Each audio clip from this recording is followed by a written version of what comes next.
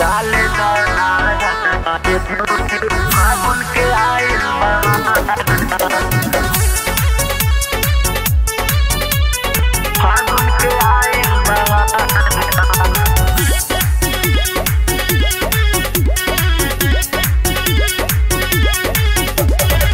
काहे करेलू भौजी तना तू चोना डाली का रंग भौजी कुछ तो कहो ना डाली का रंग भौजी कुछ तो कहो ना काहे करेलू भौजी तना तू चोना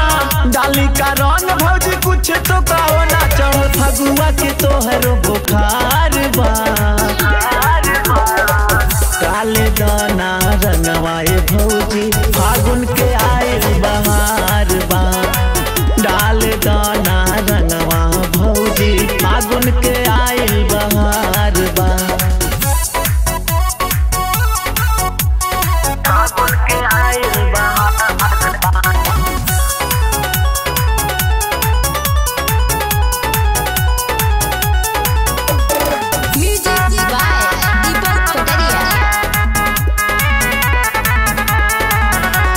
साल भर के सुघरे वो आइले त्योहार बा माना जानी कर भौजी अर्जी हमार बा साल भर के सुघरे वो आइले त्योहार बा माना जानी कर भौजी अर्जी हमार बा बेरी बेरी फोनवा पे भौजी कर शिकायत हमार बा